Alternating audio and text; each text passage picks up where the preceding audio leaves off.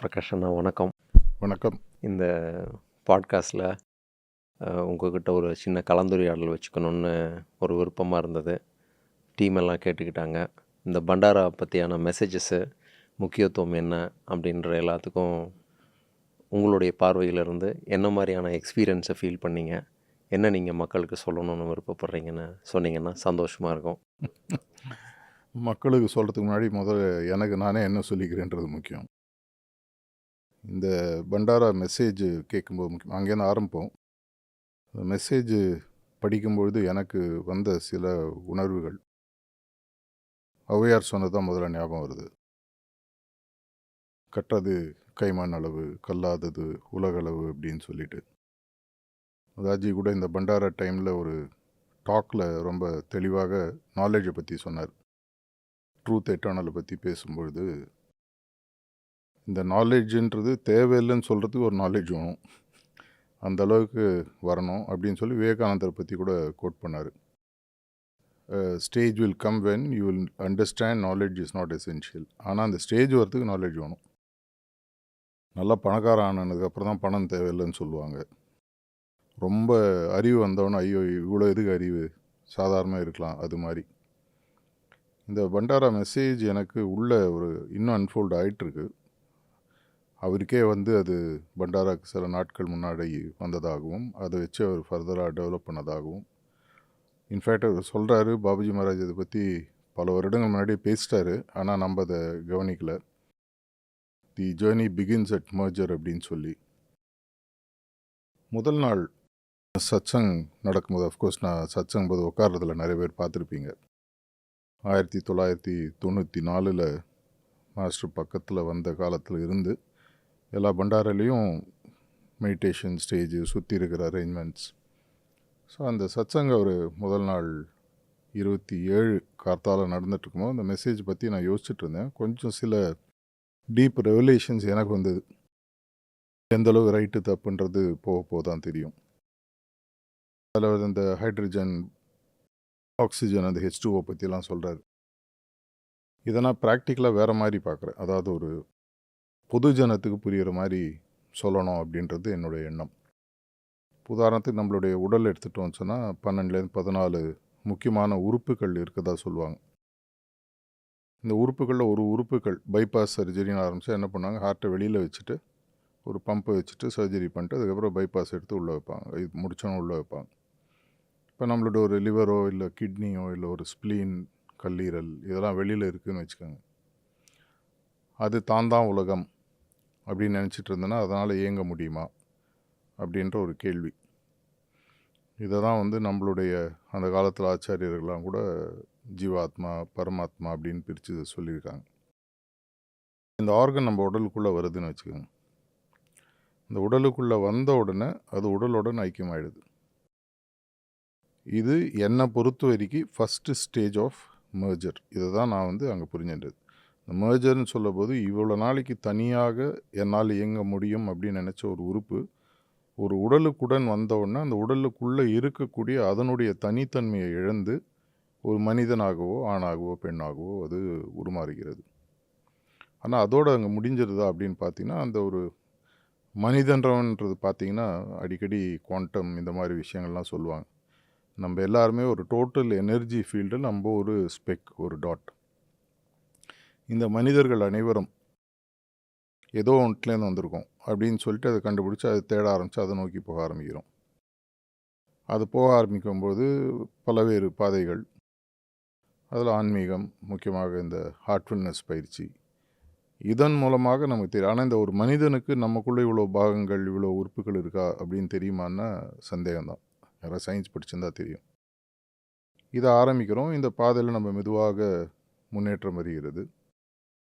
So அந்த lower level செல்ஃப்லேருந்து higher level செல்ஃபுக்கு போக ஆரம்பிக்கிறோம். லோயஸ்டில் நம்மளுடைய ஸ்பிரிச்சுவல் அனாட்டமி புக்கே பார்த்தீங்கன்னா கூட இந்த 13 புள்ளிகள், அந்த ரிங்ஸ் இதெல்லாம் எப்படி போகிறது அப்படின்னு பார்க்கும்போது ஒவ்வொரு பாயிண்ட்லேயும் லயவஸ்தா அப்படின்னு ஒன்று இருக்குது. ஒவ்வொரு புள்ளியிலும் நம்ம முழுமையாக ஐக்கியமாகி அதனுடைய தன்மையை புரிஞ்சிட்டதுக்கப்புறம் அடுத்த லெவல் போகிறோம். பல பல முனிவர்கள், ரிஷிகள்லாம் 1வது, 2வது, 3வது புள்ளிய கூட தாண்டினதில்ல அப்படின்னு சொல்லி சாரிஜி மகராஜும், தாஜியும் சொல்றத நான் பலமுறை பர்சனலா கேட்டுருக்கேன். அவங்க அதுவே போரும் அப்படின்னு நெனச்சுட்டு விட்டுர்றாங்க. இப்ப இந்த ஒரு மெர்ஜர் நம்ம நினைக்கிறது, நம்மளுடைய 3வது நியமம் அப்படின்னு எடுத்து பார்த்தா கூட கம்ப்ளீட் ஒன்னஸ் வித் காட் அப்படின்னு இருக்கு. இந்த ஒன்னஸும் மெர்ஜரும் ஒண்ணா அப்படின்ற ஒரு கேள்வி எனக்கு வந்தது. மெர்ஜர்ன்றது இணைதல். இப்போ ஒரு கருவுல இருக்கிற ஒரு குழந்தை. அது அம்மாவோட வயித்துல தான் இருக்கு. மெர்ஜ் ஆயிருக்கு. ஆனா அது அம்மாவதும் ஒண்ணா. அப்படின்னு பார்த்தீங்கன்னா, அம்மாவுக்கு அது தெரியும், அது தனின்னு தெரியும். குழந்தைக்கு தான் யாருன்றதே தெரியாது. இது மாதிரி பல எண்ணங்கள், பல கேள்விகள். ஸோ இதை தாண்டிய ஒரு அடுத்த நிலை. இதை தாண்டிய இன்னொரு அடுத்த நிலை. ஒரு ரெட்ராஸ்பெக்டிவ் அப்படின்னு சொல்லி சொல்லுவாங்க. இது நடந்ததுக்கப்புறம் பழசை யோசித்து பார்க்கும்போது, ஓ ஒருவேளை இதுக்கு தான் நம்ம குருநாதர்கள் சொல்லியிருக்காங்களோ.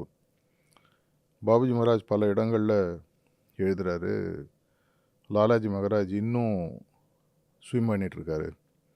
அவர் ஸ்விம் பண்ணும்போது அவருக்கு தெரியக்கூடிய விஷயங்களை எனக்கு அவர் அனுப்பிச்சிட்ருக்காரு, நான் கீழே கொடுத்துட்ருக்கேன் அப்படின்னு சொல்லி. ஆனானப்பட்ட அந்த ஒரு ஸ்பெஷல் பர்சனாலிட்டின்னு சொல்லப்பட்ட பாபுஜி மகாராஜே இன்னும் போயிட்டுருக்கேன். இந்த டுவர்ட்ஸ் இன்ஃபினிட்டி அப்படின்ற நம்மளுடைய கான்செப்ட், இந்த மாதிரி விஷயங்கள். ஸோ அது மெதுவாக மெதுவாக புலப்பட ஆரம்பிக்கிறது.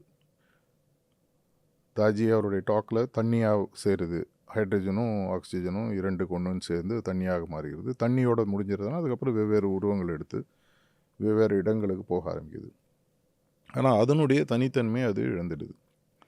இதே மாதிரி நம்மளுடைய தனித்தன்மையை இழக்கக்கூடிய ஒரு முதல் படிவமாக மெர்ஜரை தாஜி அதில் சொல்கிறார். ஏன்னா இந்த ரெக்கார்டிங் நடக்கிற நேரத்தில் இந்த மெசேஜை நான் உள்ளே வாங்கி 2 நாள் தான் ஆச்சு. நம்ம ஆன்மீக பாதையில் இந்த விஷயத்தை உள்ளே வாங்கி அதை முழுசாக இறங்கணுன்னா சில நேரங்களில் பல வருடங்கள் கூட ஆகும். அவருடைய ஹியூமிலிட்டி, அவர் ஸ்டேஜில் அவர் டாக்கில் பேசும்போதே சொல்கிறாரு, மெர்ஜர் தான் அல்டிமேட்னு நினச்சேன், எனக்கு இது வந்தோடனே எனக்கே ஒரு புது ரெவலேஷனாக இருந்தது அப்படின்னு சொல்லி. ஸோ நம்மளுடைய ஒரு இது வந்து ஒரு +2 முடிச்சுட்டு அந்த காலத்துலாம் அது பியூசின்னு சொல்லுவாங்க. அதோடைய படிப்பு முடிஞ்சதாக நம்ம நினச்சி வேலைக்கு போய்டும். அது மாதிரி என்னுடைய வயதானவர்கள், என்னுடைய வயது சார்ந்தவர்கள் அவங்களாம் பார்த்திங்கன்னா பியூசி அது முடித்தோடனே பெரிய படிப்புன்னு விட்ருவாங்க. இப்போல்லாம் பார்த்திங்கன்னா ட்ரிபிள் பிஹெச்டி, போஸ்ட் டாக்டோரல், அதுக்கு மேலே போயிட்டே இருக்கு, அன்ஃபோல்டிங். ஸோ நான் முதல்ல சொன்ன மாதிரி இந்த ஔவையாருடைய விஷயம், கற்றது கைமண் அளவுன்ற மாதிரி அடைந்தது கைமண் அளவு மெர்ஜர்ன்றது, அடையாதது யூனிவர்ஸ். இதில் நீங்கள் இன்னும் போய் பார்த்தோன்னு சொன்னால், இந்த நம்ம ஃபஸ்ட்டு லெவலில் நம்மளுக்கு உள்ளே இருக்கிற ஒரு செல்ஃபோட மெர்ஜ் ஆகிறோம். இதுக்கப்புறமாக பாபுஜி மகாராஜ் சொன்ன சில விஷயங்கள், லவ் ஹிம் ஹூ லவ்ஸ் ஆல்னு சொல்கிறாரு. சாரிஜி மகாராஜ் வந்து லவ் ஆல் ஹூம் ஹி லவ்ஸ்ன்னு சொல்கிறார். தாஜி கொஞ்சம் இன்னும் ஒரு அட்வான்ஸ் லெவலில் போயிட்டு லவ் ஆல் ஹர்ட் நன் அப்படின்னு சொல்கிறார். இப்போ நான் முதல்ல நானும் குருவும் தனித்தனின்றத பாதையில் புரிய ஆரம்பித்து, அதுக்கப்புறம் நானும் அவர் ஒன்றுன்ற ஸ்டேஜுக்கு வந்து, அவர் மூலமாக நானும் இந்த உலகம் ஒன்று. அதோட முடிதான்னு பார்த்தீங்கன்னா இல்லை. நம்மளுடைய அந்த காலத்து கலாச்சாரம் புத்தகங்கள்லாம் படித்தீங்கன்னா கிட்டத்தட்ட வந்து ஒரு 2-3 கோடி டைப்பான ஜீவராசிகள் உலகத்தில் இருக்குது. அது இந்த உலகம், புவி உலகம் மட்டும் சார்ந்தது. இதில் மனிதனுக்கு மட்டும்தான் 6 அறிவு, பினாக்கிள் ஆஃப் கிரியேஷன் சொல்லி சொல்கிறோம். மற்றதெல்லாம் 5, 4, 3, 2, 1 அவங்களுடைய அந்த 5 புலன்களை வச்சு அதில் ஒன்று வருது. ஸோ அந்த வெவ்வேறு லெவலில் இருக்கிறதும் எல்லாம் சேர்ந்து மர்ஜ் ஆகி இதெல்லாம் ஒன்றா சேரும்போது இதுக்கு தாண்டிய புவின்றது ஒரு சோலார் சிஸ்டம்ன்றது ஒரு மில்கி கேலக்ஸி, கேலக்ஸின்றது ஒரு மில்கி வே, மல்டிபிள் மில்கி வே, அதுக்கப்புறம் மெட்டாவர்ஸ், யூனிவர்ஸ் தாண்டி மெட்டாவர்ஸ்ன்னு போயிட்டு இவ்வளவையும் தாண்டி ஜேர்னி இருக்குன்றது நம்மளுக்கு சயின்ஸ்லேயே புரிய ஆரம்பிக்குதுன்றது இதை படிக்கும்போது எனக்கு அப்படி புரியுது. அதை பார்க்கும்போது இது எனக்கு இன்னும் சுலபமாக விளங்க ஆரம்பிக்குது. அந்த ஃபர்ஸ்ட் ஸ்டேஜில் இந்த வந்து எப்படி தண்ணி வந்து வெறும் தண்ணியாக இல்லாமல் ஹைட்ரஜனும் இருக்குது, ஆக்சிஜனும் இருக்குது. ஹைட்ரஜன் மட்டும் தனியாக இருந்தால் அது ஒரு பெரிய எக்ஸ்ப்ளோசிவான ஒரு ஆப்ஜெக்ட்டு. தண்ணி வந்து ஒரு ஃபயர் நடந்துகிட்ருக்கு, அந்த இடத்துல ஆக்சிஜன் வந்து it will make it multiply and it can create more ஹார்ம்னு சொல்கிறாரு. அது ரெண்டும் இணையும் போது அது வேறு ஒரு ப்ராடக்டாக மாறி உயிரினத்துக்கே ஒரு பேசிஸான, இன்றைக்கி தண்ணியில் இல்லாமல் உயிரினமே இல்லை, யாரும் மனிதர்கள் இல்லை, எதுவுமே இல்லை, பஞ்சபூதங்களில் ஒன்று, உலகமே இயங்காமல் தம்பிச்சு போயிடும். ரெண்டும் இணையும் போது தண்ணியாக மாறி இருக்குது. இப்போ நான் படிக்கும்போது அதை என்ன மாதிரி பார்த்தேன்னா, இப்போ நம்மளுக்குள்ளேயும் ஹைட்ரஜன் இருக்குது, நம்மளுக்குள்ளேயும் ஆக்சிஜனாக இருக்குது. நான் வந்து வேற ஒரு ப்ராடக்டாக மாறணும்னு நம்ம மாஸ்டர் நம்மளை எதிர்பார்க்கிறாரா? How do we become like that? ஏன்னா அந்த இடத்துல நான் அப்படின்ற ஒரு செயல்பாடு செய்யும்போது, அந்த செயலாக்கத்துக்கு வரும்போது நான் இருக்கேன். ஸோ நான் வேற ஒன்றா மாறணும்னா நான் எதை நோக்கி பயன் பண்ணணும் அப்படின்றத இன்னும் கொஞ்சம் விளக்கமாக சொன்னீங்கன்னா. இது நம்ம ரொம்ப சிம்பிளாக பார்த்தோன்னா, இந்த மெட்டாமார்ஃபோசிஸ் ஆஃப் அ பட்டர்ஃப்ளைன்னு சொல்லுவாங்க. முதல்ல ஒரு புழுவாக பிறக்குது. புழுவாக லார்வான்னு சொல்லுவாங்க. அதுலேருந்து மெதுவாக ஒரு பூச்சியாக மாறி, அதுக்கப்புறம் ஒரு கக்கூனுக்குள்ளே போகுது. அந்த கக்கூன்லேருந்து ஃபுல் ப்ரெஷரை கொடுத்து, அது உடச்சி வெளியில் வரும்போது பட்டர்ஃப்ளையாக மாறுது. 4 ஸ்டேஜில் சொல்லுவாங்க இந்த மெட்டாமார்ஃபோசிஸ் ஸ்டேஜ். இதே மாதிரி இந்த ஆன்மீக முன்னேற்றத்தில் பார்த்தீங்கன்னா, நம்மளுக்கு முதல் ஸ்டேஜஸில் வந்து ஃபார்மேஷன், அதுக்கப்புறமா பார்த்தீங்கன்னா ட்ரான்ஸ்ஃபர்மேஷன், அதுக்கப்புறமா பார்த்தீங்கன்னா மெட்டாமார்ஃபோசிஸ். அப்படின்னா மெட்டாமார்ஃபோசிஸ் இன்டு வாட் அப்படின்ற ஒரு கேள்வி வரும். இந்த மெர்ஜர்ன்றது என்னை பொறுத்த வரைக்கும் எனக்கு உள்ளே இருக்கிற ஆத்மாவும் நானும் ஒன்றது புரிஞ்சுட்டு அதோட சேருது. த self combining with the self. நான் ஒரு தனியாக இருக்கேன். என்னோடய மைண்டு வெளி உலகத்தை நோக்கி இருக்குது, ஹார்ட் உள்ளே நோக்கி இருக்குது. இது இரண்டுத்தையும் உள்ளே கொண்டு வந்து நான் உள்ளே முதல்ல சேர்ந்து நான் சேரும்பொழுது, அதுக்கப்புறம் அதுக்குள்ளே ஒருத்தர் இருக்காருன்றதை கண்டுபிடிச்சி அதனுடன் சேர்றேன். அது சேர்ந்ததுக்கப்புறம் இது எல்லாத்தையும் இருக்கக்கூடிய ஒரு ஒரு ஒரு அண்ட சராசரம் அப்படின்னு ஒன்று இருக்குது, அதோடு சேர ஆரம்பிக்குது. எந்த அளவுக்கு சேர்றோன்னா, நான் தான் யூனிவர்ஸ், யூனிவர்ஸ் தான் நான்ன்ற புரிந்தும் புரியாத நிலைக்கு நம்ம போக ஆரம்பிக்கிறோம். அது வந்து ஆனால் பல நேரங்களில் வந்து இப்போது ஒரு பிஹெச்டி சப்ஜெக்டை நம்ம 2 பேரும் பேசுகிறோன்னா 1ஆம் கிளாஸ் படிக்கிறவங்க பார்த்து என்னையா லூஸ் மாதிரி பேசிகிட்டு இருக்காங்க அப்படின்ட்டுருவாங்க. ஆனால் பிஹெச்டியை தாண்டி ஒருத்தர் இருக்கும்போது அவன் யோசிப்பா என்ன இவ்வளோ இன்னும் ரொம்ப லோ லெவலில் பேசுகிறாங்களேன்னு இருக்கும். இதே தான் பார்த்தீங்கன்னா ஸ்போர்ட்ஸாக இருக்கட்டும், கலையாக இருக்கட்டும், எதுவாக இருந்தாலும் ஒவ்வொரு ஸ்டேஜில் அது வந்துகிட்டே இருக்கும். இன்னொன்றும் நம்மளுடைய விஷயங்களில் முக்கியமான ஒரு ஆன்மீக கருத்து என்னென்னா, இந்த பிரபஞ்சம் உருவாகி கிட்டத்தட்ட 1400 கோடி வருடங்கள் ஆனதாக சொல்கிறாங்க. 14 பில்லியன் இயர்ஸ் ரஃப்லி. இதில் இந்த எர்த்துன்றது ஒரு 8 to 10 பில்லியன் இயர்ஸ் ரஃப்லி அப்படின்னு சொல்கிறாங்க. இந்த மொத்த க்ரியேஷனில் பார்த்தீங்கன்னா 2லேருந்து 3 லட்சம் வருஷங்கள் தான் மனுஷன் ஒருத்தன் இருக்கான். இந்த மனுஷன்றவனை வந்து உருவாக்கினது ஒரு காரணம். சார்ஜி மகராஜ் அருமையாக ஒரு முறை சொன்னார். கடவுளுக்கு தன்னோட க்ரியேஷனை பார்த்து போர் அடிச்சு போச்சு, தன்னை நோக்கி யாரும் வரல. ஏன் வரலன்னு சொன்னால், அது ஏன் போகணுன்ற எண்ணமே இல்லாத பிறவிகளாக. அதனால தான் அந்த 5 அறிவு, அந்த ஒவ்வொரு அறிவை வச்சு அந்த தாண்டும்பொழுது அந்த உணர்வு, அந்த இது பார்க்குறது, கேட்குறது. ஒரு புலி, சிங்கம்னு எடுத்திங்கன்னா அதில் 5 அதுக்கான அறிவுகள் இருக்குது இல்லையா? அதனால் ஸ்பரிசிக்க முடியும், அதனால் பார்க்க முடியும், கேட்க முடியும், மூச்சு விட முடியும், வாயை யூஸ் பண்ண முடியும். இதுதான் 5 அறிவுள்ள மிருகங்கள். அப்போ தான் முதலாக கடவுளினுடைய படைப்பிலேயே முக்கியமான ஒரு டிஃப்ரெண்ட் டைமென்ஷனுக்கு கிரியேஷனை கொண்டு போனதாக சொல்வார். சிந்திக்கக்கூடிய திறமையை கொடுக்குறாங்க. ஆனால் அந்த சிந்திக்கக்கூடிய, என்னால் சிந்திக்க, நான் இங்கே இருக்கேன்னா என்னை யாரோ உருவாக்கி இருக்கணும், அந்த எண்ணத்தை கொடுப்பதற்காக தான் அந்த சிந்திக்கும் திறனை இந்த உலகத்தில் மனுஷனுக்கு கொடுத்ததாக சொல்லி அவர் சொல்வார். அப்போ அவங்க வந்து அதை கண்டுபிடிக்கணும், எதுக்காக நான் இங்கே வந்திருக்கேன், எதை நோக்கி நான் போகணும். ஆனால் அது முதல்ல கடைசியாக கிட்டத்தட்ட 2-2.5 லட்சம் வருஷம் சர்வைவல்லே போயிடுது. ஏன்னா நம்மளோட கடினமான மிருகங்கள் பெரிய பெரிய இதெல்லாம் இருந்ததுனால சர்வைவல். இந்த அக்ரிகல்ச்சரல் ஒரு 10,000 வருஷத்துக்கு முன்னாடி விவசாயம்லாம் ஆரம்பித்ததுக்கப்புறமாக மனிதனுடைய அசண்டன்சின்னு சொல்லுவாங்க. மற்ற எல்லா மிருகங்களையும் கண்ட்ரோல் எடுத்து மேலே வரும்போது அவனுக்கு கொஞ்சம் சிந்திப்பதற்கு உண்மையான விஷயங்கள் கிடைக்க ஆரம்பிக்குது. நான் இருக்கேன்னா என் கையில் இப்போ ஒரு வாட்ச் இருக்குது, இந்த வாட்ச் இவ்வளோ அழகாக இவ்வளோ விஷயங்கள் இருக்குது, யாரோ ஒருத்தர் உருவாக்கியிருக்கணும். அப்படின்னா யார், அவனை நோக்கி நான் போனோமா வேணாமா, இதை சிந்திக்கக்கூடிய திறமைகள் அது அவங்களுக்கு கிடைக்குது. இந்த பரிணாம வளர்ச்சி பார்த்திங்கனால இதுவே இந்த உலகத்தில் நடக்கிறது கிட்டத்தட்ட 1400 கோடி வருடங்கள் ஆயிருக்கு. அதுவும் இந்த பிரபஞ்சத்தில் இந்த புவியில் மட்டும்தான் இது இருக்கிறதா சொல்கிறாங்க. அதனால தான் வந்து நீங்கள் இந்த பிரபஞ்சத்தில் எங்கே இருந்தாலும் கடைசியில் ஒரு ஏலியனாக இருந்தால் கூட ஏன் வருதுன்றதுக்கு இன்னொருத்தர் ரீசெண்டாக ஒரு தத்துவம் சொல்லியிருந்தார். அது இங்கே வந்து ஆன்மீக முன்னேற்றத்துக்காக வரணும்னு முயற்சி பண்ணுது, மனிதர்கள் அவங்கள தடுக்கிறாங்க அப்படின்னு ஒருத்தர் ஒரு கருத்து சொல்லிட்டு இருந்தார். ஒவ்வொரு மாதிரி இது பார்வை இது. ஸோ இந்த கேள்விக்கு நான் மறுபடியும் ஏன் வர விருப்பப்படுறேன்னாங்கன்னா, இப்போ வந்து 2ம் ஒன்றாகுது. அது வந்து சமுத்திரத்தோடு கலக்குதுன்னு சொல்கிறாரு. ஒரு மழைத்துளி அது துளியாக இருக்குது, ஏன்னா இதெல்லாம் வந்து அந்த வாட்டரை எடுத்துக்கிட்டு அதோட இதையும் வந்து அந்த மர்ஜன்ஸை பற்றி பேசும்போது, ஏன்னா நம்ம இது வரைக்கும் இதுதான் பினக்கிள் அப்படின்னா நம்ம வந்து ஒரு லிபரேஷனோ இல்லை ஒரு எனக்கு வந்து இந்த வாழ்வின் நான் எதுக்காக பிறந்தேன் அதை அடையணும்னு நினைக்கிறது தான் இந்த உலகம் நினச்சிட்ருக்கு, அதுதான் பினக்கிள்னு நினச்சிட்ருக்காங்க அப்படின்னு சொல்லும்போது, அவர் சொல்லும்போது இது வந்து பாபுஜியோட ஷாக்கிங் ஸ்டேட்மெண்ட்டுன்னு சொல்லிட்டு, it's just a beginning, the road to the journey it's not the end, it's just a beginning அப்படின்னு சொல்லும்போது, அவர் சொல்லும்போதே அந்த வார்த்தையை ஆட் பண்ணுறாரு, ஷாக்கிங் ஸ்டேட்மெண்ட்டுன்னு சொல்லிட்டு. கண்டிப்பாக தாஜி மகாராஜுக்கும் அதை ஒரு ஷாக்கிங் ஸ்டேட்மெண்ட்டுனால தான் அந்த ஸ்டேட்மெண்ட் அவர் அங்கே பார்வைக்கு மக்களுக்கு தெரிவிக்கணும் அப்படின்றத சொல்கிறாருன்னு நான் நம்புகிறேன். அது சொல்லிவிட்டு அவர் சொல்கிறாரு, மழைத்துளி நீர்த்துளியாக இருந்து சமுத்திரத்தில் கலந்துருது, சமுத்திரத்தில் நான் கலந்துட்டேன் அப்படின்னு சொல்லும்போது, நான் அப்படின்ற ஒரு வார்த்தை அங்கே இருக்கும்போது அது இன்னும் மர்ஜன்ஸ் ஆகலை அப்படின்னு சொல்கிறாரு. அதை பற்றி கொஞ்சம் விளக்க முடிஞ்சால் கொஞ்சம் சந்தோஷமாக. இது வேறு மாதிரி கூட பார்க்கலாம். பாபுஜி மகாராஜே பல இடங்களில் சொல்லியிருக்காரு, வேர் ரிலிஜன் ends spirituality begins, வேர் spirituality ends reality begins, வேர் reality ends bliss begins அப்படின்னு சொல்லி விட்றாரு. ரீசெண்டாக ஒரு வருஷத்துக்கு முன்னாடி ஒரு டாக்கில் தாஜி சொல்கிறாரு, அதுக்கப்புறம் ஒரு 5-6 டைமென்ஷன் பிளிஸுக்கு மேலே இருக்குது அப்படின்னு சொல்கிறார்.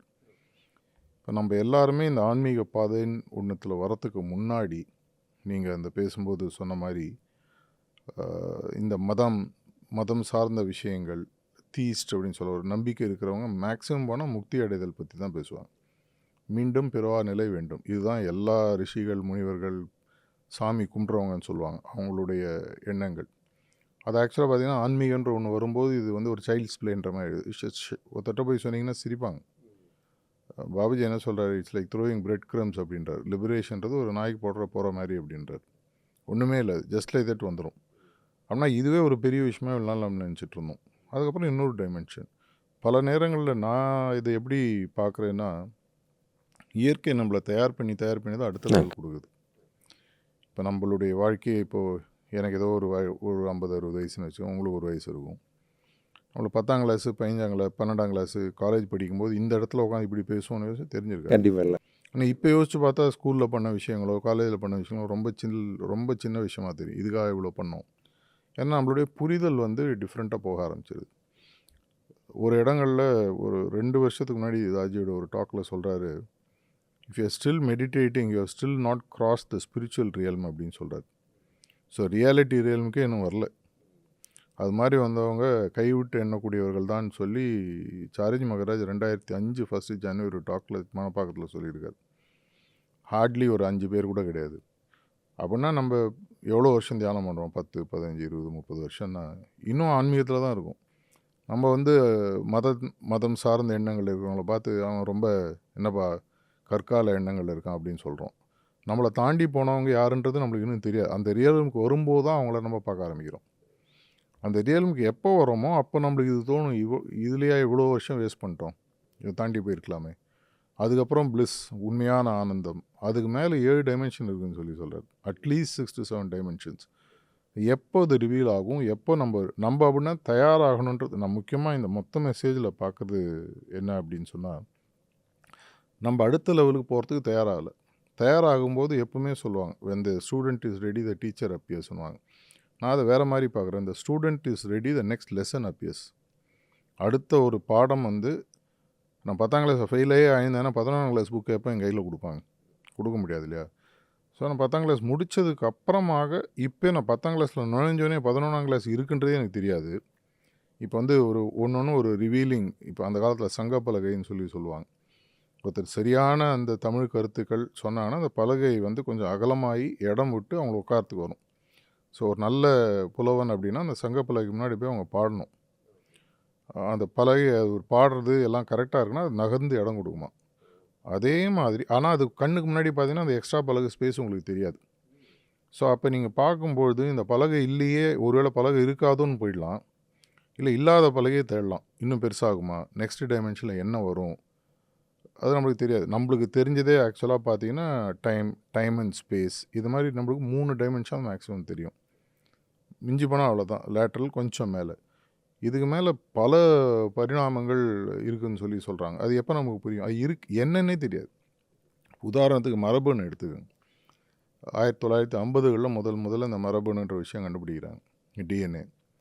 அவங்க முதல்ல அந்த கண்டுபிடிச்ச சயின்டிஸ்ட் பார்த்தீங்கன்னா மொத்த டிஎன்ஏவை கிளாஸிஃபை பண்ணிவிட்டு 95% மரபணு ஜங்க் டிஎன்ஏன்னு அவங்க கிளாஸிஃபை பண்ணிடுறாங்க. ஏன்னா அது என்னன்றது அவங்களுக்கு புரியல.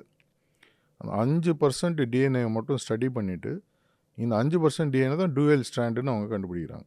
இப்படி போகக்கூடியது. அதை வச்சு தான் நம்மளுடைய கம்ப்ளீட் டிஎன்ஏ மேப்பிங்.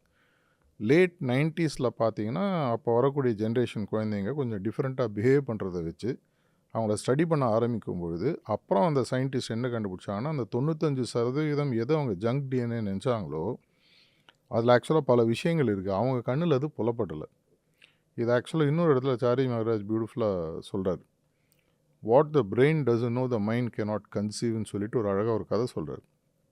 1600 1700 இந்த ஒரு தீவுக்கு வெளிநாட்டிலேருந்து மாலுமிகள்லாம் போகிறாங்க.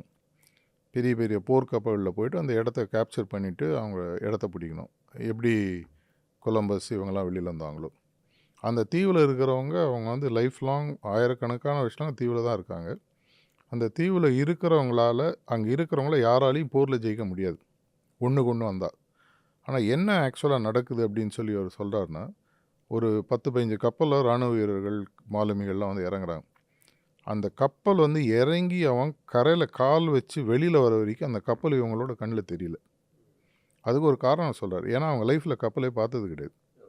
ஒரு தீவிலே இருந்திருக்காங்க, தீவு விட்டு எங்கேயும் போனதில்லை, கப்பலை பார்த்ததே இல்லை. இந்த தெரியாத கப்பல் கண்ணுக்கு தெரியாது. ஆனால் மனுஷன் அவனுக்கு தெரியும். ஏன்னா இன்னொரு மனுஷனை பார்க்குறான்.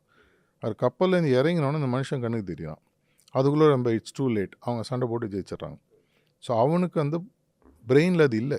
அவனுக்கு அந்த நம்மளுக்கு வந்து அந்த மேத்தமேட்டிக்ஸுன்ற சப்ஜெக்டே நமக்கு தெரிலனா, மேத்தமேட்டிக்ஸ் ஒருத்தர் சொன்னார்னா என்ன ஏதோ பேசிகிட்டு இருக்காருவா புரியல. நான் பல இடங்கள் ஆன்மீகத்தை பற்றி பேசும்பொழுது கடவுள் வந்து இதயத்தால் உணர முடியும், நரசிம்மர் எல்லா கதை சொன்னால் கூட அவங்களுக்கு அது புரியாது. அவனுக்கு தெரிஞ்ச புரிதல் இவ்வளோ தான். அடுத்த ஸ்டேஜ் வரணும். அதுக்கு நம்ம முதல்ல தயாராகணுன்றது தான் இந்த ஸ்டேட்மெண்ட் ரொம்ப முக்கியமாக. மேஜரை தாண்டி ஒன்று இருக்குன்றதை இன்றைக்கி நம்மளுக்கு சொல்கிறார். மேஜர் தான் கோலுன்னு நம்ம இவ்வளோ நாளாக மேக்ஸிம் 3ல் நினச்சிட்டு இருந்தோம். அதை தாண்டி ஒன்றும் இருக்குது. இதுக்கு மேலே இன்னும் போகணும். பல இடங்களில் பார்த்திங்கன்னா மேக்ஸிம் 1 வந்து 2014 ரீடிஃபைன் ஆகுது. 2013 2014 முதல்ல நம்ம படித்த மேக்ஸிமில் என்னென்னா, காத்தால் எழுந்து சூரிய உதயத்துக்கு முன்னாடி தியானத்தை ஆரம்பிக்கணும்னு இருக்கும். அதுக்கப்புறம் பார்த்திங்கன்னா காத்தால் எழுந்து சூரிய உதயத்துக்கு முன்னால் தியானத்தை முடித்திருக்க வேண்டும் மாறி இருக்கும். அதுக்கப்புறம் தான் புரியுது, இல்லை அவர் ஒரிஜினலாக உருதுவில் சொன்ன விஷயத்தில் டிரான்ஸ்லேஷனில் ஒரு சின்ன மிஸ்டேக். ஆனால் கிட்டத்தட்ட 30-40 வருஷம் அந்த விஷயத்தை நம்ம என்ன சூரியோதயம் 6 மணியா 5:55 தியானத்தை ஆரம்பம். நானும் அப்படி தான் பண்ணிகிட்டு இருந்தேன். அந்த 2014 இல்லை முடிக்கணும்னா ஒரு தியானம் ஒரு 1 ஹவர் ரஃப் மேக்ஸிமம் வச்சுட்டா 6 மணிக்கு இன்றைக்கி சூரியோதயம் இருந்ததுன்னா நான் 5 மணிக்கு உட்காரணும். என்னோடய புரிதல் மாறிடுது. என்னோடய திங்கிங் டைமென்ஷன் மாறிட்டே வருது. என்னுடைய ஸ்பிரிச்சுவல் எவல்யூஷன் மாறிட்டு வருது. என்னை பொறுத்த வரைக்கும் ஒன்றும் இல்லை, எனக்கு ஒரு 1.5 மாதத்துக்கு முன்னாடி ஒரு சிட்டிங்கில் எனக்கு ஒரு பெரிய ரெவலேஷன் வந்தது. இந்த கிரியேஷனுக்கு அப்புறம் அடுத்த கிரியேஷனில் என்ன நடக்கும், ஒரு அப்படியே ஒரு ஒரு இது நடக்குது, ஒரு அந்த என்ன சொல்லுவாங்க மகாபிரளயா நடக்குது. அதுக்கப்புறம் அவருடைய கிரியேஷன் எப்படி இருக்கும் அதை நான் அப்புறம் தாஜி கம்யூனிகேட் பண்ணேன். அவர் சொன்னார் ரொம்ப ரொம்ப அருமையான ஒரு இன்ஸ்பிரேஷன் மெசேஜ் வந்திருக்கு, எனக்கு ரொம்ப பிடிச்சிருக்குன்னு பதில் போட்டார். அவருக்கு ஏதோ ஒன்று தோணியிருக்கு, இல்லை தட்டி கொடுக்கறதுக்காக சொல்லியிருக்கலாம். அதை எனக்கு பார்க்கும்போது இந்த கிரியேஷனே வந்து இப்போ நம்ம வந்து ஒரு டைம் பாஸ்க்காக விளையாடிட்டுருக்கோம். இதை தாண்டி அடுத்தது ஒன்று இருக்குது. இப்போ மேட்ச்சுக்கு போனால் ஒரு முதல்ல வந்து இப்போ படம் பார்க்கணும், ஒரு ட்ரெய்லர் போடுவாங்க. ட்ரெய்லரே படம் நினச்சேன்னு வந்துட்டோன்னா லைஃப்பில் படமே பார்க்காதவன் இது வந்து ஆக்சுவலாக பார்த்தீங்கன்னா முதலாக திரைப்படம் உருவாக்கின போது ஃபஸ்ட்டு ஷாட்டுன்னு ஒன்று சொல்லுவாங்க. அது வரைக்கும் மக்கள் வந்து படம்ன்ற ஒன்று விஷயம் பார்த்ததே இல்லை. அந்த போய் நீங்கள் நெட்டில் தேடி பார்த்தீங்கன்னா பியூட்டிஃபுல்லாக இருக்கும். இது ஒரு 10 செகண்ட் கிளிப்பு, 10-15 செகண்ட் கிளிப்பு. எல்லோரும் போகிறாங்க, உட்காடுறாங்க, ஒரு சோறு மாதிரி இருக்குது, என்னையா ஏதோ சோறு வச்சு உட்கார விட்டானுன்னு பார்த்துட்ருப்பாங்க. திடீர்னு ஒரு ட்ரெயின் வேகமாக இவங்கள நோக்கி வர மாதிரி ஒரு ட்ரெயின் ஷாட் வரும். தேட்டரில் அவங்க அதமே வந்து ஓடி போயிட்டாங்க. அது ப்ரொஜெக்ஷன்றது அவனுக்கு புரியலை. இன்றைக்கி நம்ம கண் எதிர்க்க படம் பார்த்தோன்னா நம்ம மொபைலில் எல்லாத்தையும் பார்த்துட்டோம். என்ன இப்போ 3Dனா கூட இப்போ கூட 3D கிளாஸை போட்டு படம் பார்த்து சில நேரத்தில் குனிவோம். டக்குன்னு ஒரு அவதாரில் ஆரோ வரும்போது நான் சார்ஜி மகராஜ் ஒரு படம் பார்த்துருக்கேன். நாங்கள் எல்லோரும் ஒரு செகண்ட் டக் பண்ணோம். ஃபஸ்ட் டைம் அந்த இம்பேக்ட் ஒரு 3Dயில் இருக்குது. அப்போ அவனுக்கு அப்புறம் புரியுது, ஓ இது ஒரு இதுப்பா, அது ப்ரொஜெக்ஷன்ப்பா, இதை தான் எவனோ ஒருத்தன் அது போடுறான், அது உள்ளே நடக்குது. அதனால தான் பல நேரங்களில் சொல்லுவாங்க. இப்போ என் முன்னாடி இருக்கக்கூடிய காசின்றது என் முன்னாடி இல்லை, என் கண்ணுக்குள்ளே இருக்குது. நான் கண்ணை மூடிட்டேன்னா காசி எனக்கு கிடையாது. அப்படின்னா காசி எங்கே இருக்கார்? எங்குள்ளே இருக்கார். இந்த புரிதல் எனக்கு வரத்துக்கு ஃபிசிக்ஸ் படிக்கணும். அது எப்படி இன்வெர்ட் ஆகுது, உள்ளே எப்படி அது ப்ராசஸ் பண்ணுது, அது எப்படி அது வந்து வருது. இப்போ ரீசெண்டாக ஒரு ஆர்டிக்கிள் நான் படிச்சிருந்தேன். மனுஷனுக்கு மட்டும்தான் ரெயின்போ தெரியும், வேறு எந்த ஜீவராசிகளுக்கு ரெயின்போ தெரியாது. ஏன்னா நம்ம கண்ணில் மட்டும்தான் அந்த ஒரு பிக்மெண்டேஷனில் அந்த கலர் டிஃப்ரென்ஷியேட் பண்ணி காட்டுது. இப்போ ஒரு நாய்க்கு பேச தெரிஞ்சு அதுட்டு இப்போ ரெயின்போ பாருன்னு அதுக்கு புரியாது, அது கண்ணில் அது தெரியாது. அதேமாதிரி நாய்ங்களுக்கு பார்த்தீங்கன்னா சில கலர் இதுக்கு பிளைண்டு. ஸோ நமக்கு சிலது ரிவீல் ஆகும்போது அங்கே தான் நம்மளுடைய குருநாதர்களோட ஒரு ரோல் வருது. அவங்க என்ன பண்ணுறாங்க, நான் முதல்ல சொன்ன மாதிரி லாலாஜிக்கு வந்து பாபுஜிக்கு நீஞ்சிட்டே போகும்போது கொடுக்குற மாதிரி அவங்க புதுசாக கொடுத்துட்டே போகிறாங்க.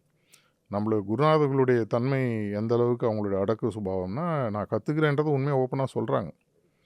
பல குருநாதர்கள் பார்த்தீங்கன்னா அது அப்படியே ஒரு பேக்கேஜ் மாதிரி மாற்றி நான் ஏதோ புதுசாக கண்டுபிடிச்சேன்ற மாதிரி சொல்லிட்டு போயிடுவாங்க. எனக்கு இது வந்து பார்க்கும்போது ஆக்சுவலாக ஒரு விஷயத்தில் வந்து ஒரு இப்போ பாபுஜி மகாராஜ் சொன்ன ஒரு விஷயம் தான், ஒரு spirituality is a continuous journey of ஒண்டர்னு சொல்கிறார். தொடர்ச்சியாக வாவ், ஓ, அதிசயங்கள் அதிசயங்கள் அதிசயங்கள், அற்புதங்கள் எல்லாம் அதிசயங்கள். அதை பார்க்கும்போது இந்த ஜேர்னி வந்து இன்னும் இன்ட்ரெஸ்டிங்காக இருக்குது. ஓ இன்னும் இருக்குது, அதனால் நம்ம மேர்ஜருக்கு வந்துட்டோம்னு நான் சொல்ல வரல. ஓ மேர்ஜர்னு இல்லைவா, இது வந்து ஒரு இன்பிட்வீன் ஸ்டேஷன். அதாவது ஒரு கண்டினியூஸாக போகிற ட்ரெயினில் ஏறிட்டீங்க, ஒரு ஸ்டேஷன் வருது, மேசிவாக இருக்குது, பெரிய டெர்மினல், அழகழகாக சாப்பாடு ஐட்டம் எல்லாம். நம்ம ட்ரெயின் விட்டு இறங்கினோன்னா அதுக்கப்புறம் என்ன நடக்குன்றது தெரியாது. நம்மளதே பார்த்திங்கன்னா நம்மளுடைய ஜேர்னியில் 13 பாயிண்டில் போகும்போது ஒவ்வொரு பாயிண்டில் போகும்போது டைமென்ஷன் மாற ஆரம்பிக்குது. ஒரு முறை பியூட்டிஃபுல்லாக தாஜி அதை எக்ஸ்பிளைன் பண்ணார். ஒரு தான் நம்ம ஒரு கிரவுண்ட் ஃப்ளோரில் நம்மளுக்கு வீடு இருக்குது. அந்த வீடில் நம்மளுக்கு 360 டிகிரியில் கண்ணாடி இருக்குது. 360 டிகிரியில் கண்ணாடியில் பார்த்தீங்கன்னா ஒவ்வொன்றா உங்களுக்கு தெரிய ஆரம்பிக்கும். ஒவ்வொன்றா தெரிய ஆரம்பிக்கும் போது இந்த பக்கம் கொஞ்சம் அழுக்காக இருக்குது, அந்த பக்கம் ஒரு அழகான ஒரு நிலம், இந்த பக்கம் ஒரு அற்புதமான விஷயம், இந்த பக்கம் ஏதோ ஒரு கஷ்டமான விஷயம். இதுலேருந்து நீங்கள் ஃபஸ்ட் ஃப்ளோர் போய்ட்டுருங்க, அப்போ உங்களோட டைமென்ஷன் பாயிண்ட் 2க்கு போய்ட்டுன்னு அப்போ போய் சைடில் பார்க்கும்போது வெளியில் இருக்கிற சீனே மாறிடும். அது ஆனால் ஃபஸ்ட் பாயிண்டில் இருக்கும்போது தெரியாது. அப்போ செகண்ட் பாயிண்ட்டுன்னு ஒன்று இருக்குன்றதே எனக்கு தெரியாது. நம்ம ஏதோ இப்போ இங்கே வந்துட்டோம், நிறையா விஷயங்கள் தெரிஞ்சிட்டதுனால பேசிகிட்ருக்கோம். ஒரு ஆன்மீகத்தில் பயிற்சி இல்லாதவர்கிட்ட போய்ட்டு முதல் புள்ளியில் 2வது புள்ளியில் வேறு மாதிரி விஷயங்கள் தெரியலாம். அவன் சிரிப்பான், ஐயோ என்ன வளரிட்டுருக்கு அப்படின்வான். கண்ணை மூடு, கோயிலுக்கு போ, பிரார்த்தனை பண்ணு, மசூதிக்கு போ, ஏதோ ஒன்று போ, பிரார்த்தனை பண்ணி மற்றெல்லாம் கடவுள் பார்த்துவார். ஸோ புரிதல் மாறிட்டே இருக்குது. அந்த புரிதலை மாற்றி அந்த பக்குவத்தை நம்மளுக்கு கொடுத்துட்டே வராரு. ஒரேடியாக டோஸ் கொடுக்காம, எப்படி வந்து மருத்துவர்கள் மருந்து டோஸ் கொடுக்கும்போது கொஞ்சம் கொஞ்சமாக கொடுப்பாங்களோ, ஒரே டோஸு ஸ்ட்ரெயிட்டாக கொடுத்தீங்கன்னா நம்ம உயிர் போயிடும். பாபுஜி மகாராஜ் பல முறை சொல்கிறார், என்னால் ஸ்ட்ரெயிட்டாக கம்ப்ளீட் ப்ரோக்ரஸ் கொடுக்க முடியும், ஆனால் நர்வஸ் சிஸ்டம் தாங்காது, ஷேட்டர் ஆகிடும்னு சொல்லுவார். அந்த உடல் நம்மளுக்கு தாங்காது. தமிழ் படத்தெல்லாம் நம்ம பார்ப்போம், அப்படியே எலக்ட்ரிசிட்டி கொடுத்தா அந்த ஆள் வெடிச்சிருவான். அதே மாதிரி தாங்க முடியாது நம்மளுக்கு. அவங்க ஒரு டோஸாக கொடுக்குறாங்க. 2வது, ஒரு பிறந்த குழந்தைக்கு நீ இவ்வளோ சிலபஸ் படிக்கணும், ஒரு 1000 புக்கு முன்னாடி வச்சு அது பயந்துடும். ஆனால் இன்றைக்கி நம்ம எவ்வளோ படிச்சுட்டோம், அது நம்மளுக்கு ரொம்ப சாதாரணமாக தோணும். அவங்களும் அந்த டைமுக்கு ஏற்ற மாதிரி டோஸ் கொஞ்சம் கொஞ்சமாக கொடுத்துட்டே வராங்க. பல இடங்களில் நம்ம பார்த்துருக்கோம். லாலாஜி மகாராஜ் காலத்தில் அஃபிஷியலாக அவர் க்ளீனிங்கை பற்றி பேசினதில்லை. அது பாபுஜி மகாராஜ் தான் கிளாஸிஃபை பண்ணி க்ளீனிங்கிற ஒரு விஷயத்தை ஓப்பனாக இன்ட்ரடியூஸ் பண்ணி அதை இன்னும் நம்ம ப்ராக்டிஸில் கொண்டாரு. நம்ம தாஜி பார்த்திங்கன்னா இந்த பாயிண்ட் டி விஷயம், வெஸ்டிபியூல் க்ளீனிங், இந்த மாதிரி பல விஷயங்கள் அவருடைய ரிசர்ச்சை அவரே கண்டுபிடிச்சார். பாயிண்ட் சி, ஸ்ட்ராட்டஜிக் பாயிண்ட்டுன்னு சொல்கிறாரு. அப்படின்னா இதெல்லாம் முன்னாடி இல்லையா? எல்லாமே இருந்துருக்கு. அவங்க கண்டுபிடிக்கிறாங்க, கண்டுபிடிச்சி நம்மளுக்கு சொல்கிறாங்க. ஸோ இதை தாண்டி ஒரு விஷயம், இதை தாண்டி ஒரு விஷயம், இதை தாண்டி ஒரு விஷயம், இதை தாண்டி ஒரு விஷயம். நம்மளுக்கும் இல்லைன்னா போர் அடித்தோம். ஒரே ஹோட்டலுக்கு போகிறோம், ஒரே தோசை, ஒரே சட்னி, எவ்வளோ நாள் போவோம்? அடுத்த ஒரு மெனு கார்டு, அடுத்த ஒரு மெனு கார்டு. அது மாதிரி அவங்களும் ஐ திங்க் பொறுமையாக ஒன்று ஒன்றா கொடுக்குறாங்கன்னு நினைக்கிறேன்.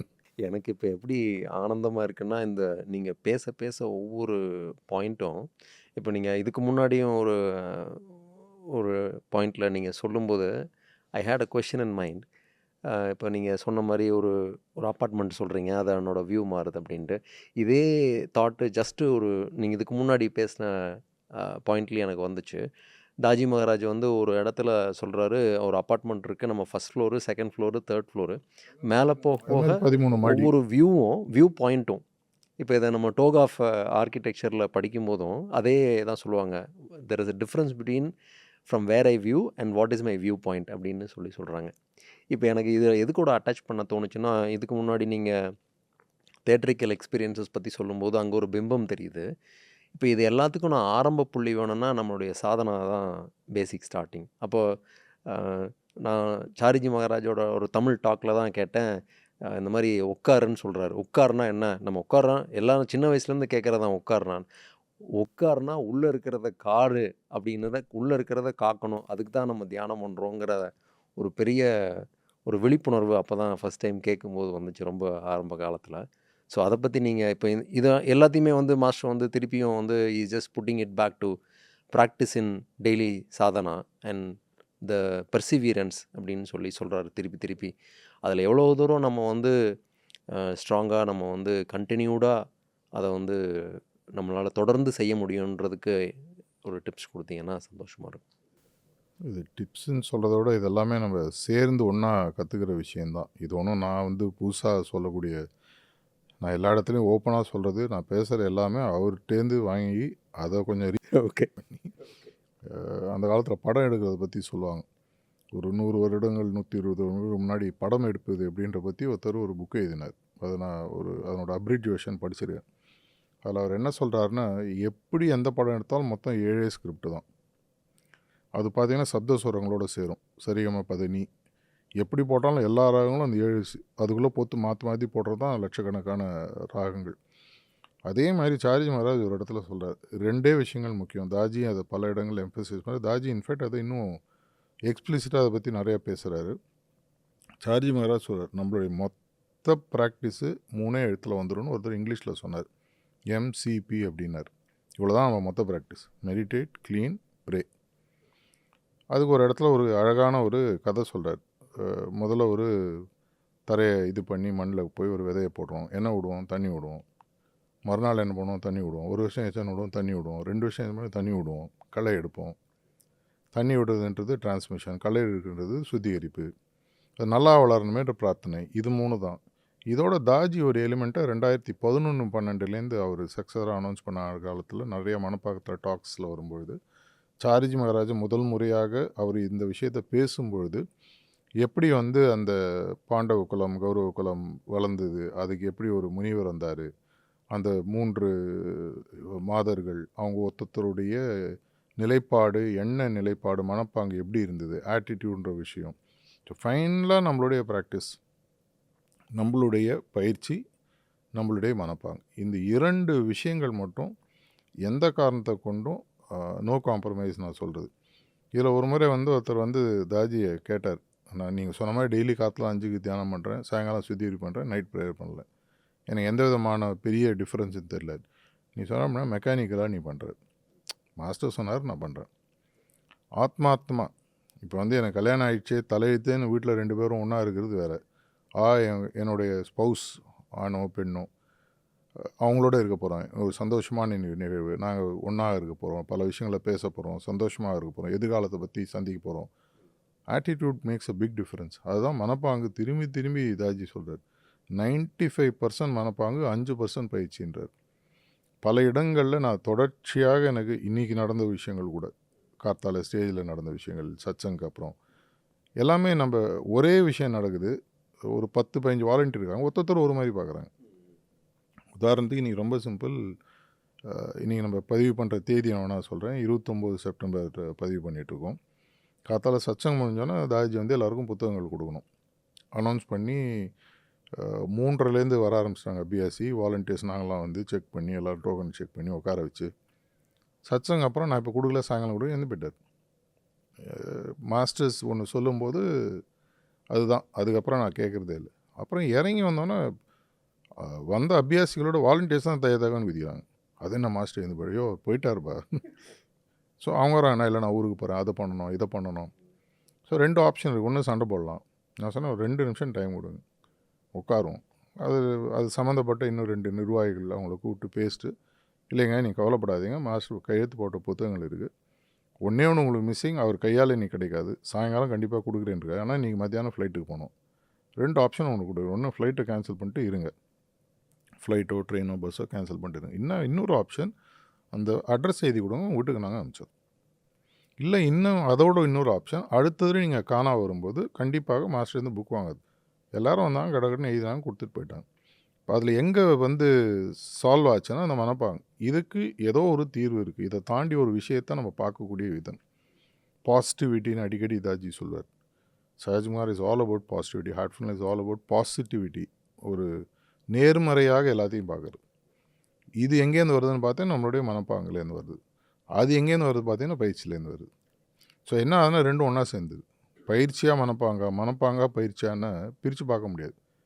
தண்ணியில் பால் இருக்குது, பாலில் தண்ணி இருக்கா, தண்ணியில் பால் இருக்கா, கண்டுபிடிக்க முடியாது. இப்போது மாட்டுலேருந்து கறக்கிற பால்லே கொஞ்சம் தண்ணியோடு தான் வரும். ஏன்னா அதனோட உடல்லேருந்து இறங்குது அது. அப்போ அது அப்படின்னா மாடு கொடுக்கும்போது தண்ணி கலந்தா கொடுக்குது, அது உடல்லேருந்து வருது. எப்படி நீங்கள் முதல்ல பேசுவோம் அந்த ஹைட்ரஜனும் ஆக்சிஜனும் H2 யூனிட் 1 யூனிட் தண்ணியாக மாறிடுச்சோ அதனோட தன்மை தண்ணியாக மாறிடுச்சு. அதேமாதிரி பாலில் தண்ணி இருக்குது, தண்ணியில் பால் இருக்குது. இதை நான் எப்படி பார்க்குறேன்றது, இது இரண்டும் தான் என்னுடைய தொடர்ச்சியாக. மற்ற எல்லாமே என்னை பொறுத்தவரை பாபுஜி சொன்ன ஒரே ஒரு விஷயம், பலமுறை சார்ஜி மகராஜ் சொல்லுவார், கையில் யாராவது துணி கொடுத்தா அப்படியே தடவி பார்ப்பாராம். நிஜமாகவே இது ஒரு அற்புதமான விஷயம். அவர் வந்து ஒவ்வொரு ஸ்டெப்பும் ஒன்றராக பார்ப்பாராம். சார்ஜி சொல்லுவார், பல நேரங்களில் அவர் நடிக்கிறாரோன்னு கூட எனக்கு சந்தேகமாக இருக்குன்னு சிரிச்சுனே சொல்லுவார். இப்போ என்ன ஒரு யாராவது ஒருத்தர் வந்து ஒரு ஷால் ப்ரெசென்ட் பண்ணால் அந்த ஷால் அப்படியே தடவி பார்ப்பாராம். அதான் சார்ஜி சொல்ல, என்ன ஏங்க ஷாலை தடவி, இல்லை எவ்வளோ டெக்ஸ்சர் எவ்வளோ நல்லா இருக்கு பாரு. பாபுஜி இதுக்கு முன்னாடி ஷாலே பார்த்துல, இல்லை பார்த்துருக்கேன், ஆனால் இது எவ்வளோ நல்லா இருக்கு பாரு. ஒவ்வொரு முறை அதே நிகழ்வு. இப்போ நம்ம பிறந்ததுலேயே நீங்கள் எவ்வளோ வகையான சாப்பாடை சாப்பிட்ருப்பீங்க. ஒரு ரைஸு, அதுக்கு ஒரு சைட் டிஷ்ஷு, ஒரு கூட்டு, ஒரு பொரியல், எந்த நார்த் இந்தியானா ஒரு சப்பாத்தி, ஒரு ஏதோ ஒன்று. டெய்லி அதே தானே. காத்தால சவுத் இந்தியான்னு எடுத்திங்கன்னா என்ன, ஒரு இட்லி, ஒரு பொங்கல், ஒரு வடை, சட்னி, சாம்பார், கொஞ்சம் இன்றைக்கி ப்ரோட்டீன்ஸ் எல்லாம் வர ஆரம்பிச்சிது. இதை டெய்லி எப்படி டிஃப்ரெண்ட்டாக பார்க்க முடியும்? சர்வைவலுக்காக திங்குறோமா, இல்லை அதனுடன் உணர்ந்து நம்மளுடைய மேக்ஸிமில் சொல்கிற மாதிரி உண்மையாக மாஸ்டர் கொடுத்துருக்காரு, இன்றைக்கி ஒரு உணவு எனக்கு கிடச்சிருக்கு. நான் பல நேரங்களில் பல இடங்களில் அபியாசிட்டு பேசும்போது சொல்கிறது, கம்ப்ளைண்ட் பண்ணுறது நிறுத்துங்க. இப்போ ரீசெண்டாக தாஜி ஒருத்தர் ஒரு ஃபங்க்ஷனரிக்கு மெயில் அனுப்பிச்சிருந்தார், காப்பி போட்டிருந்தார், ஸ்டாப் கம்ப்ளைனிங் போட்டிருந்தார். காத்தாலையும் ஏந்துட்டேன், கண்ணு வேலை செய்யுது, காது வேலை செய்யுது, மூச்சு விட முடியுது, வாய் திறந்து தண்ணி குடிக்க முடியுது. இதோட என்ன வேணும்? ஒரு ஸ்டாட்டிஸ்டிக்ஸ் சொல்லுது, படுக்கிறவங்களில் 1.5% மறுநாள் ஏந்துக்கிறது இல்லைன்னு. அதே 1.5% புது குழந்தைகள் பிறகுது. அந்த பாக்கி 99% நான் இருக்கேன். அதே ஒரு பெரிய விஷயம் இல்லையா? அந்த கிராட்டிடியூட்னு அடிக்கடி தாஜி சொல்கிறார்.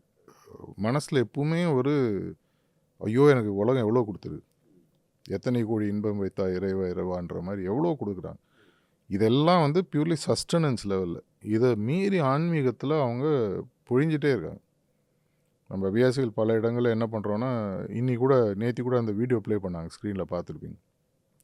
சத்சங் நடக்கும்போது ஒருத்தன் மொபைலில் அஃப்கோர்ஸ் அது கொஞ்சம் அனிமேட்டட் தான். அது அவன் மொபைலை செக் பண்ணுறான், ஏந்து போகிறான், வரான், எல்லாம் டிஸ்டர்ப்டாக இருக்காங்க.